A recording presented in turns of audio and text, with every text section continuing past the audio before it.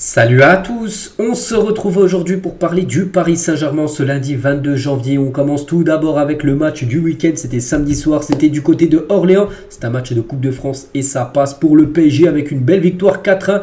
Donc les buteurs côté parisien, Mbappé, auteur d'un doublé, Gonzalo Ramos, également buteur, ça va lui faire du bien.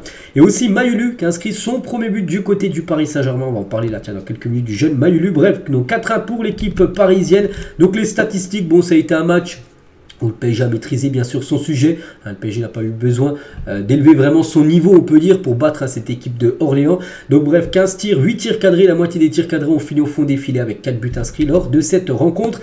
Et du coup, avec cette qualif, maintenant qualification pour les huitièmes de finale et on connaît l'adversaire, et une très bonne nouvelle. Pourquoi? Parce que ça se jouera enfin à domicile. Donc ça sera un duel 100% Ligue 1, mais avec Brest au programme.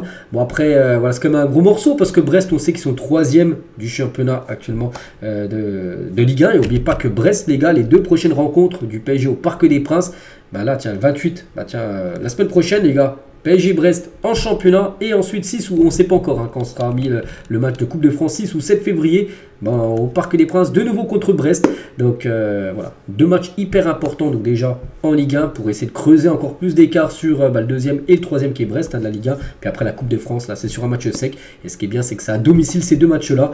Donc voilà, deux matchs où il va falloir faire des gros matchs parce que Brest, les gars, c'est une très belle équipe malgré que c'est pas un grand club, on va dire en France. C'est pas un club historique, Brest, enfin un club qui remporte beaucoup de trophées. Cette saison, ils font vraiment une très belle saison. Cette équipe bretonne, donc voilà, concernant le programme du PSG pour le prochain tour. Et nous on revient rapidement quand même sur le match contre Orléans parce qu'il y a quand même des choses à dire.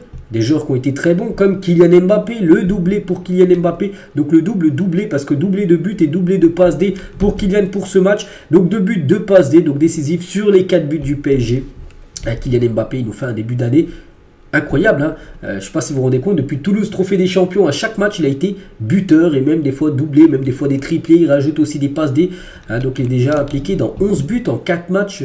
Ces 4 premiers matchs de l'année 2024. Je crois que jamais il a réalisé un début d'année aussi performant qu'il a Mbappé. On pense qu'il va encore nous faire encore une année 2024 exceptionnelle, l'attaquant français. Et avec ses 2 nouveaux buts et ses 2 nouvelles passes D, donc ses stats maintenant du côté de la Coupe de France, 27 matchs pour 34 buts et 14 passes D. Donc décisif 48 fois en 27 matchs. C'est tout simplement exceptionnel.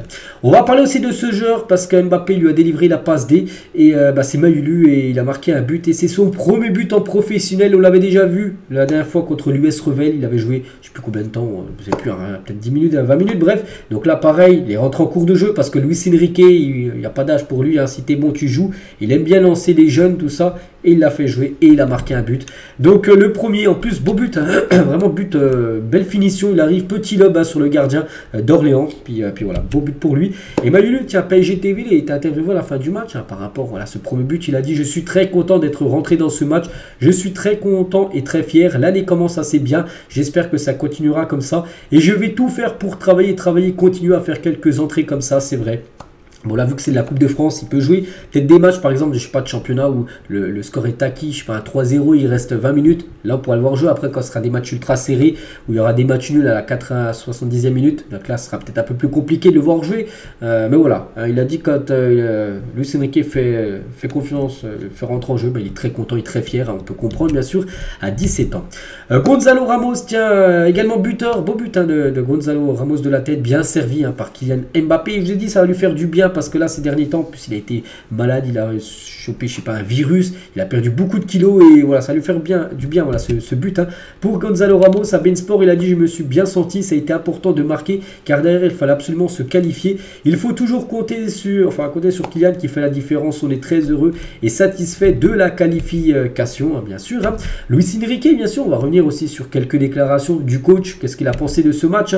Donc ce match aurait pu devenir difficile à cause de la température, parce que je crois qu'il faisait moins, j'en sais rien combien, moins 3, moins 4, donc il fait très froid pour jouer au football. De l'adversaire qui peut nous pousser dans nos retranchements. Revel et Orléans ont été de très bons matchs pour nous, même si c'est des équipes de division inférieure, ça a été compliqué, c'était pas facile, malgré que les résultats étaient larges, on va dire, pour le PSG. Il faut quand même les battre, ces équipes, parce que des fois il y a des équipes qui passent à la trappe, malgré l'écart de division.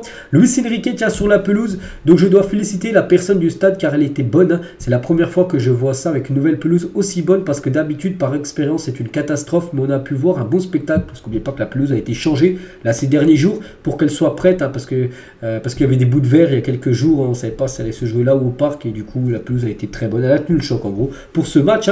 Qu'avez-vous pensé d'Orléans? J'ai bien aimé, mais on a fait un match sérieux, sinon ils nous auraient mis encore plus en danger. Ils ont créé du danger, notamment sur les côtés, j'ai bien aimé. Il a également dit, donc vous vivez un début de 2024 parfait avec 4 victoires en 4 matchs, 17 buts inscrits, un seul but encaissé contre Orléans. On peut faire mieux, comment? Donc en travaillant, c'est la vie d'un entraîneur du PSG, on ne peut que faire mieux. Voilà, il veut toujours encore faire plus. Donc bon, tu peux pas faire plus de victoires, parce qu'il y a 4 matchs, 4 victoires, mais encore plus de buts marqués. Et voilà, pour lui, un but encaissé, c'est un but de trop. Même bon, voilà, c'est pas non plus une catastrophe. Luis Enrique tient sur Gonzalo Ramos, il était entre les lignes et les autres devaient occuper les espaces. Il est bien dans la surface, il marque un bon but. Il profite de ces minutes pour trouver la synchronisation avec ses partenaires. Il parle aussi du jeune Maïlu. On peut réaliser de très bons transferts, mais aussi utiliser les joueurs du centre de formation comme Maïlu, Warren, Ethan Mbappé et tant d'autres. Bien sûr, des fois c'est bien d'aller recruter des joueurs, bien sûr, apporter plus à l'équipe, mais des fois c'est bien d'aller chercher directement au sein de l'équipe et dans le centre de formation et je prends les meilleurs pour les introduire bien sûr avec l'équipe A.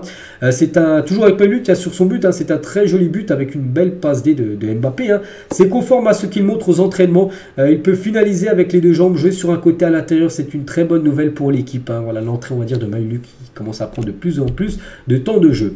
Luis Enrique tient toujours sur les jeunes. Lorsque nous avons l'occasion de disputer ces matchs, les jeunes joueurs ont la possibilité d'obtenir du temps de jeu. C'est très agréable de voir Maïlu marquer son premier but. C'est toujours un plaisir pour l'entraîneur. Et voilà, peut-être Maïlu, s'il fait une très belle carrière, il dira que le premier entraîneur à avoir lancé dans le grand bain au PSG, c'était Luis Enrique. Peut-être il entendra ça plus tard. Luis Enrique, il sera très content bien sûr de Maïlu. Toujours avec Enrique les gars. Donc c'est vrai que c'était vraiment difficile, notamment à cause de la différence de division qui a toujours tendance à provoquer le relâchement de la meilleure équipe.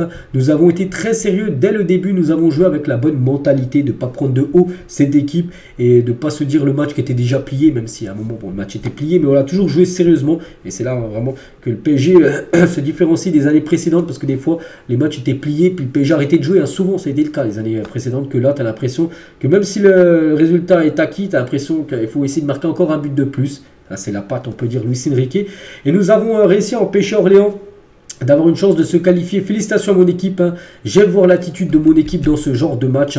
On a l'impression que cette saison, le PSG prend vraiment la coupe au sérieux. On espère, il a dit. Enfin, là, c'est Danilo qui répond.